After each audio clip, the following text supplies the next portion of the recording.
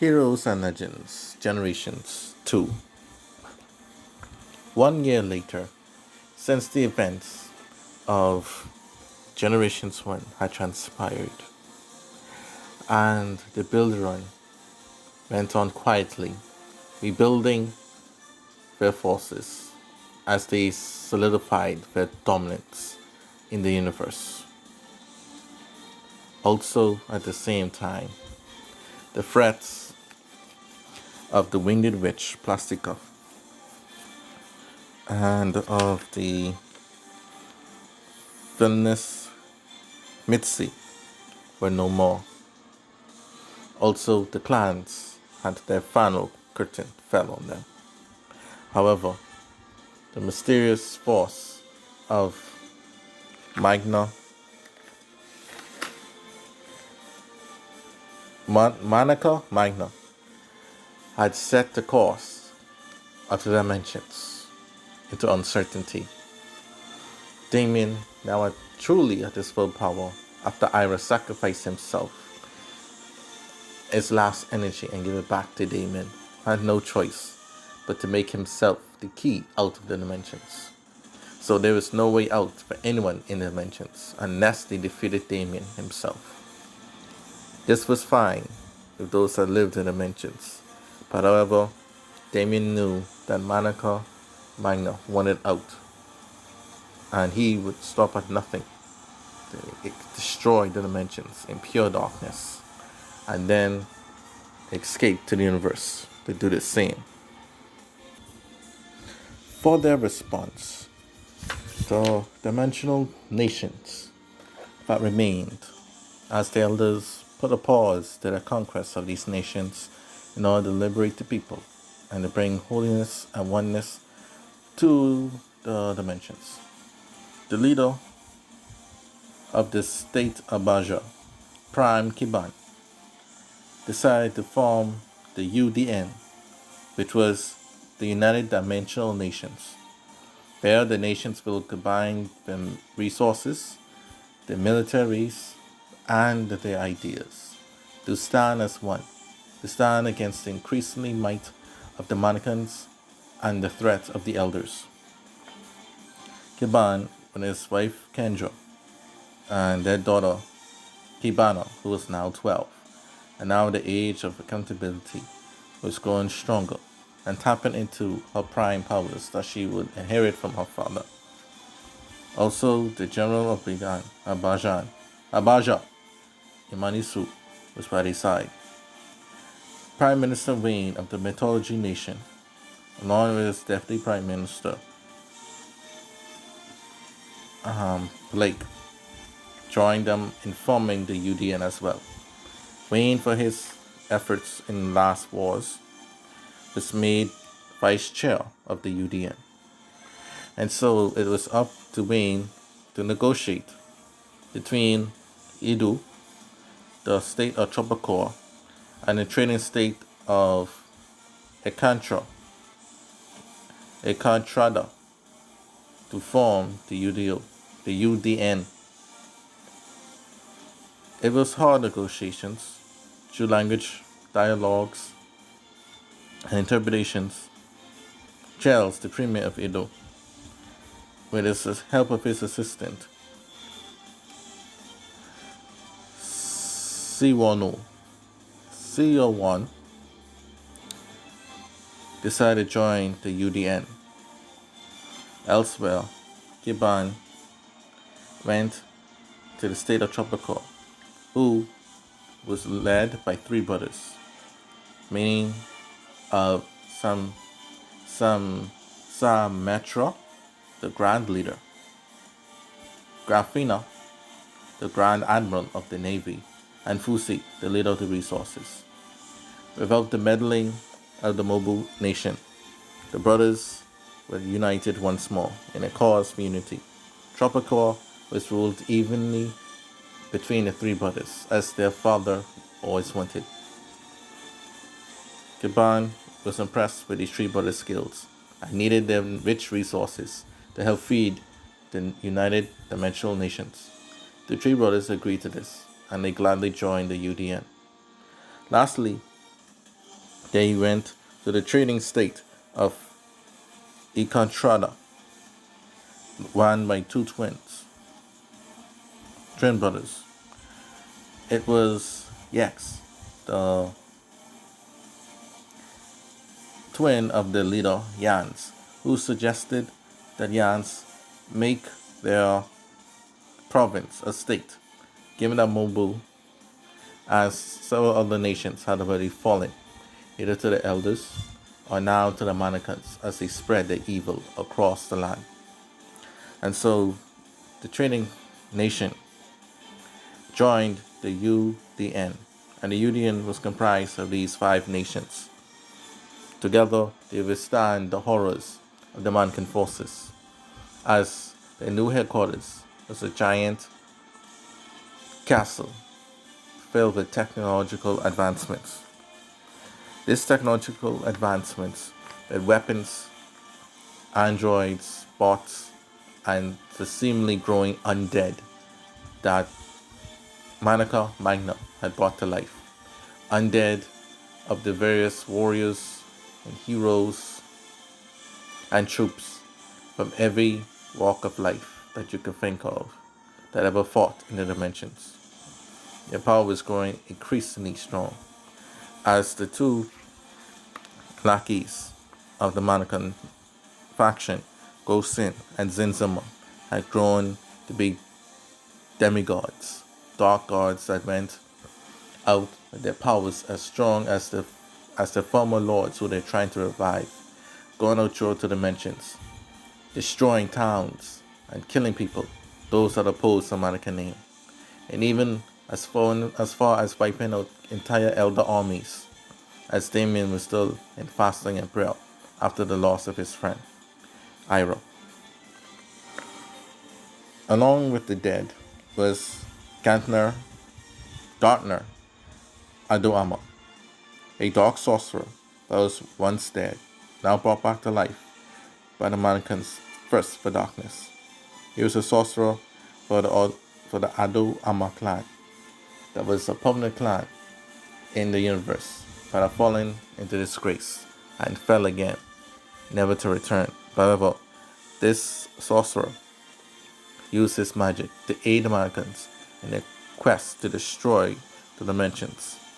Also, the one person that was responsible for the technological advancements of the Manican forces was none other than Shekinah J. Johnson of the Johnson Insurance. Her might was pivotal in her genius to upgrade the Manicans, as she saw Manica Magna as not a figure of fear, darkness, and evil, as many others saw, but she saw him as a figure of hope for the Insurance, who have long led to obscurity after the rise of the Etruscan Empire onwards. Now she saw that the Insurance could finally rise again, gain back the respect the Insurance once had, and ruled the dimensions, united, and then ruled the universe as the Insurance once did before. The Elder Forces consisted now of Ray, who is the Risi commander, Sen Vulcan, the controller of fire, and his brother Magus of the former Sen clan that had joined the Elders during the War of Bitter Rivals. However, their father, Sebastian, had died to Hydran and declared space. In exchange for their father's head, Hydran agreed to let the Sin clan escape to the dimensions. They were in the dimensions ever since. Like the Elders and the Elder Forces, they did not age. So Vulcan was still 29 and Marcus was still 30. Marcus was a powerful warrior in his own right, and they finally risen up again to fight, this time a threat that was much bigger than anything they ever witnessed before. Also with them was Jonathan, the Elder Penta warrior, and his lord and master, Ahad Midwin, age 35, the leader of the Elder Penta, as he had returned from his coma from his defeat. He now is able to fight in this war. And lastly, we have Zavon, the protector of the elder Fidels, protector of the three Orange sisters. Zavon, now a part of the elder forces as the Fidels were now elders, decided he cannot sit back and let his newfound allies fall to this darkness, because Fidel will soon follow behind him.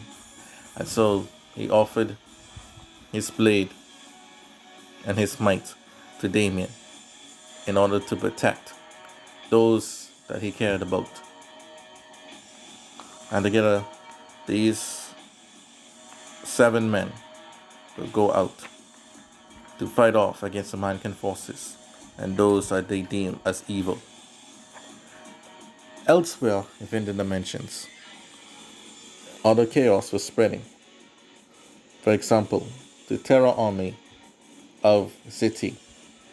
Ziti was a 35-year-old enemy of Ekantreda. Ziti ran a black market for the Mabu in Ekatreda. After Mabu fell, Ziti and his men became hunted by the UDN as they wanted to eradicate all crime and all potential threats to the new union. Finally, the twins of this great trading state can now finally work together with other nations to beat back their foes. In light of this, Zeti had gathered up his friends and hired people to help defend him against this new threat. For example, Portia, age 27, headed the shipping units for the black market, smuggling drugs, weapons, and people across the many states and countries. And now her and her crew had to fight for Seti just to survive. And Sapphira, a 21-year-old mercenary group leader, but was hired by Seti as extra protection against the military forces and might of the UDN. Lastly, we have the mob of Greycliff, led by the mob boss, Pavel, a 47-year-old mafia boss of the state of Reggie Ark, one of the puppet states of Metsi. He was living a good life under the corrupt government. However, with Reggie Ark's fall the previous year, this mobster was forced to come out of the light, as now he had no protection, and now they had to fight. His cousin, Selak Greycliff, age 37, runs the muscle of the Greycliff clan, and together they work to survive against overwhelming odds and enemies on all sides. The forces of Gusin, who was one of the most loyal of Elders Manican and Manican Insurance, now mocked his former lords, as he was now more powerful than them. Blessed with great strength and power by Manica Magna, he was no longer bounded by chains of loyalty to dead men. He relished the fact that now he could stand on his own with a powerful army consisting of that of Bilderon, Albino, Insurance, Bankeron, Scholastica, Clan Space, and so many others. He was on cloud 9.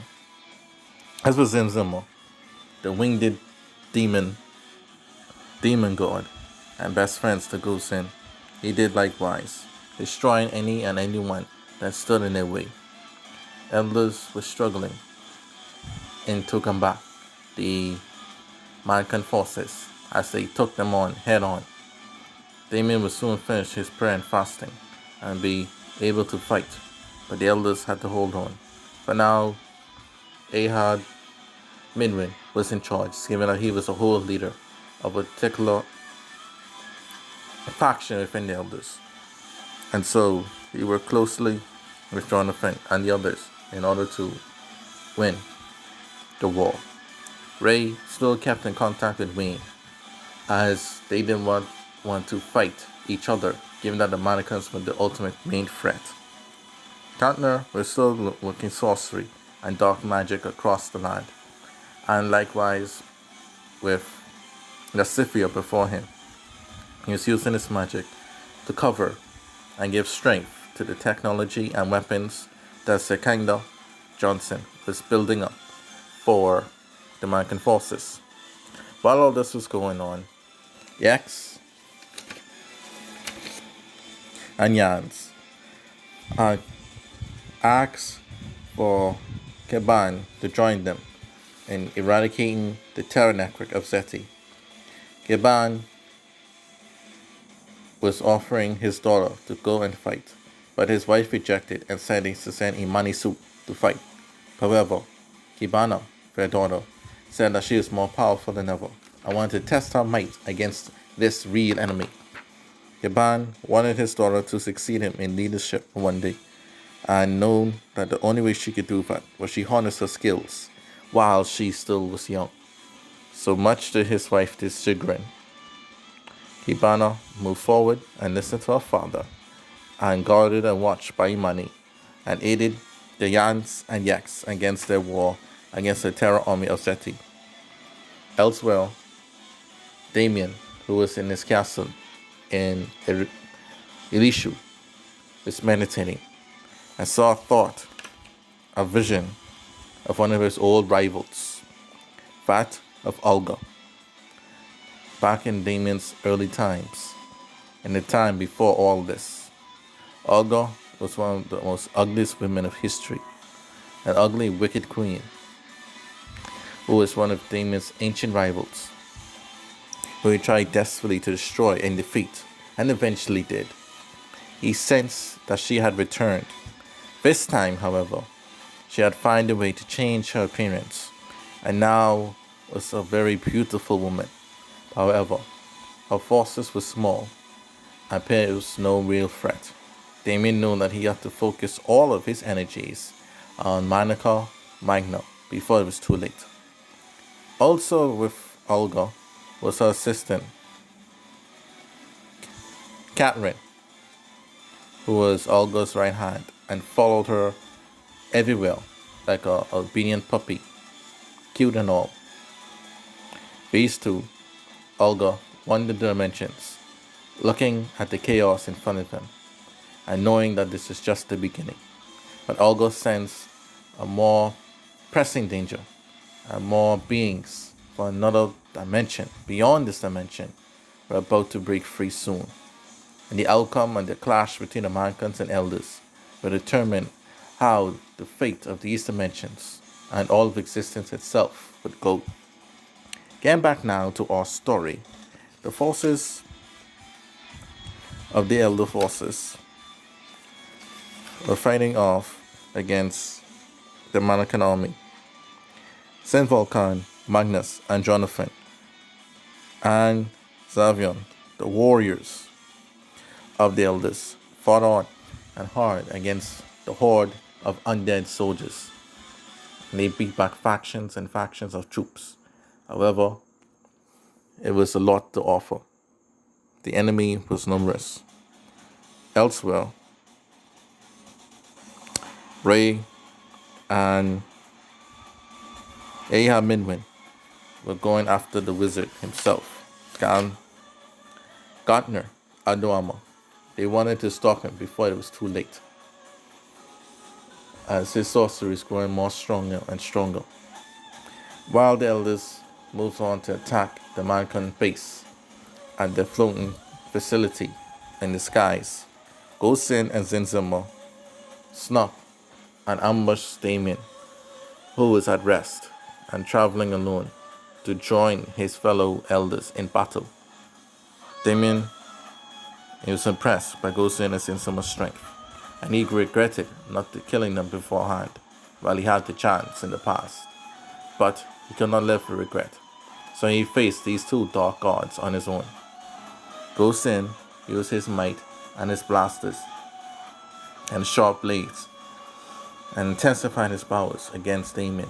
Damien adored the full armor of God, with his sword of spirit and shield of faith, and his helmet of salvation, and all other aspects of the armor around him. He flew around and met Gosen in battle. Saint Zimmer, not one to be left behind, ultimate in full power, and used his wings to fly and chase down Damien. The two were evenly matched in speed. However, Damien was full with righteous armor and overcome these dark foes and villains. As their fight was continuing on, Sekindo was witnessing that the forces of the elders were trying desperately to destroy the Manican forces, while their lord, Manica Magna, was away. She used up all the technology she could to eradicate the elder army here and now, as the fights were sporadic and across many planes of the dimensions, especially the territories in which the Manican forces managed to successfully take. While all this was going on, the power and might of Kibana was shown. The trading company forces of Ekotrada had finally found Seti and his forces. The two sides fought an amazing gunfight as no side was backing down. The Terror Army was completely surrounded by Udian forces. Backup was coming from Egdo and Tropicure, and Seti knew that he had to escape. However, the little girl Abaja was arriving soon. Kibana had used her size to sneak in the middle of the enemy camp. She was surrounded by Portia and Safara, who laughed at her and said this was no place for little children.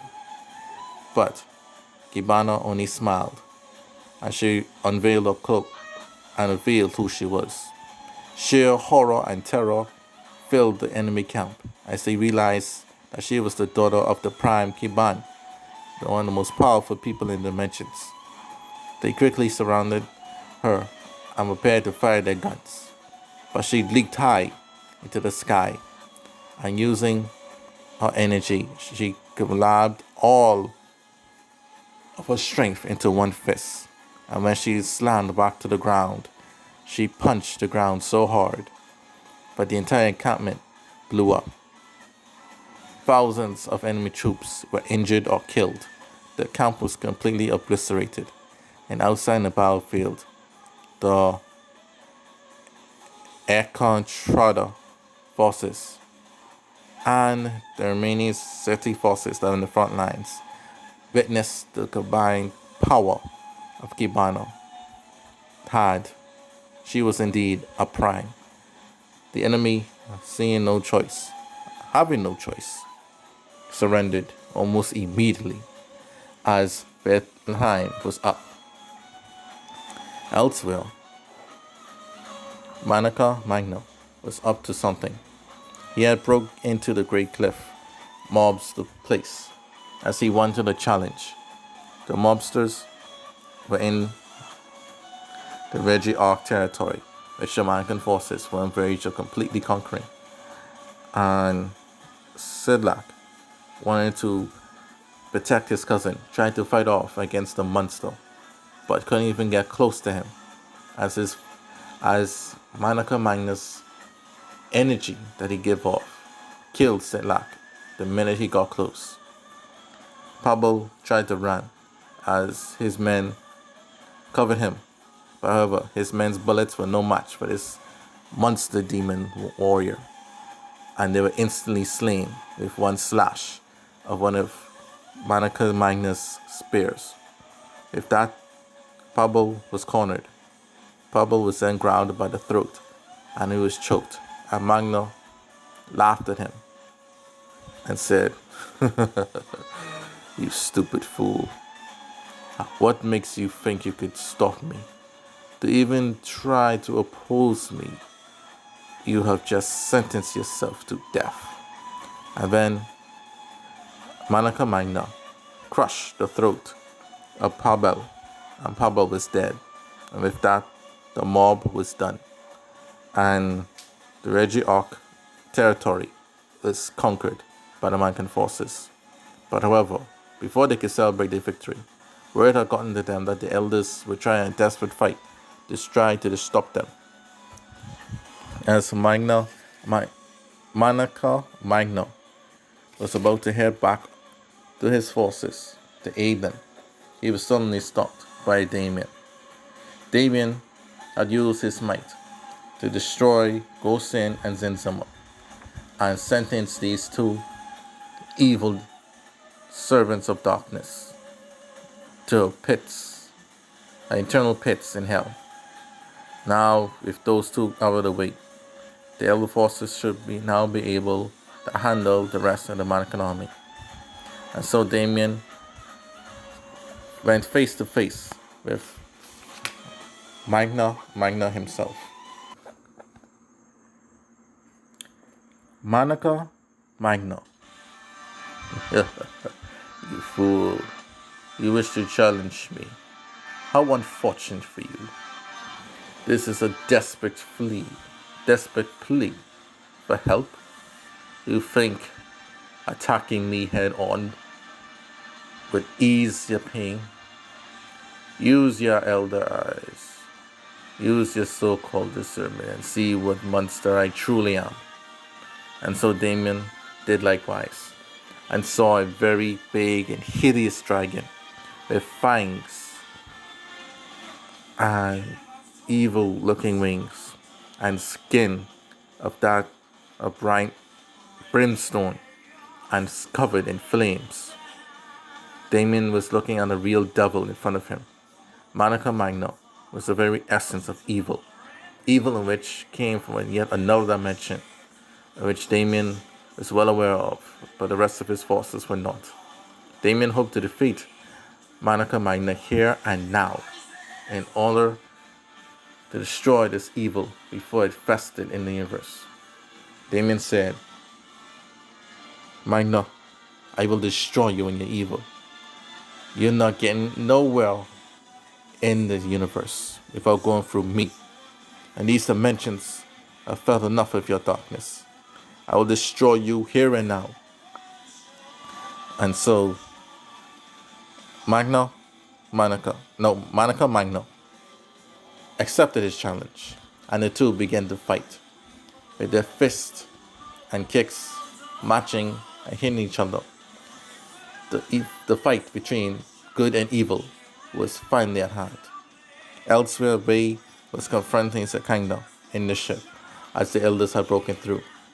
Ray wondered why Sekanda, a normal human, a normal insurance resident of the dimensions, would join such a dark force.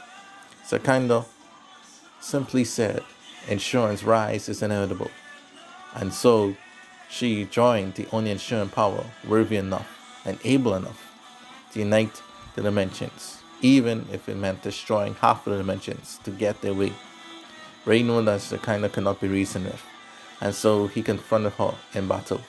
As the battle was heating up between the elders and the Manican forces, it was Ahab that had finally subdued the sorcerer, Gartner Ado-Amma, and Gartner was dead. As the Manican forces were being pushed back, Magna had teleported himself back to his ship and used his might to push back all the elder warriors that were fighting. With that, every single last one was knocked out, all but Ray, who was in the ship and not on the field fighting. Ray was stunned. Monica Magna was that powerful that all he had to do was a burst of energy, and he crippled the entire elder army. Then Damien had appeared seconds after, and the two of them began to resume their fight. It was an epic clash. Damien used his holy matrimony attack to blast him to infinity, and then he added a golden holy matrimony and then an alternate holy matrimony. 3 powerful attacks all at once. Magna just simply used his 2 spears that were in his back, flown through the blast, and used his spears to cut each blast in half as he was advancing to clash with Damien. Damien then powered on his true armor and clashed with his sword and shield against the spears of Magna. The two began to fight even harder and harder. Damien realized that his original full strength, with the armor of God, reigns of virtue, and his own power, but he was basically just about even if Manica Magna. And so, he had no choice but to lose his full power. He had to go even further than his full power, to deep down deep. And so, he prayed inside his heart for more power from his Heavenly Father, power which he never had before, in order to overcome this evil. And so, as he prayed, he believed. And Manica Magna, seeing that Damien was trying to gain more power, he went to destroy him quickly. And so Manica Magna knocked down Damien hard into the ground, which resulted into a mini explosion. It was felt in the territories of the UDN, as Caban was going to try interfere in the battle to try help Damien and maybe defeat this monster. But he was encouraged by Wayne not to do so. Only the elders could defeat Manica Magna now. And then Caban had a fought. If the two of their foes could destroy each other, then the UDN could rule the dimensions and live at peace as they see fit. And so he decided to hold back, hoping that was the right result. However, as Manica Magna was going back to finish off the elders, as he thought he knocked out Damien, Damien then got up and channeled his inner strength and became more stronger than ever. And he burst out of many blasts of new energy that he had found it, but shown all across the dimensions. Even Olga and her companion Catherine could felt it from as far away as they were. Manica Magna smiled and said finally he could go all out, and so he unleashed his full energy, which combated the light energy of Damien, and so darkness and light filled the entire dimensions at the same time. So Damien speed off the ground to Magna, and Magna fell from the sky down at Damien. Darkness fell and down, and light rising up. At the end of this momentous clash of these two greats, Damien overcame and used his sword of the spirit to slay the dragon, Manica Magna, and as a result, he went through the monster, and the monster then exploded. This explosion destroyed the very fabric of the dimensions entirely, and thus created a new pale dimension, a dimension that was said to be destroyed, a new dimension. It was known as Dimension Zero, in that countless scores of new territories, kingdoms, and people had appeared, and Damien's first fears, the true forces of the ancient times in which Damien fought, had finally appeared. His worst fears were correct. Magna was nothing more than a gateway for the rest of these perilous dimensions to open up. He then looked at his forces, who were completely down and out, and so he had to use the other officers that he had at his disposal in order to fight this ever-growing force. Olga smiled and knew that this was her time to rise. And so her and her assistant Catherine went on to the new areas. The UDN was shocked and quite surprised that the dimensions had expanded as a result of Manica Magna's destruction.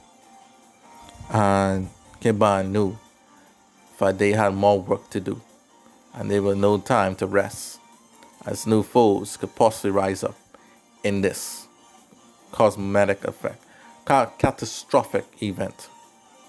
The elders were crippled, the Magna forces were basically destroyed, as the sole survivor, Sekinda, went on in obscurity to find a yet another ensuring force that have risen in these new dimensional areas for her to serve. The undead, which were part of the Manican forces, came alive once more, and their bodies and lives were transported in these new dimensions, hoping to regain their lives and start anew. A new phase, a new generation, a new aspect of war was about to unfold.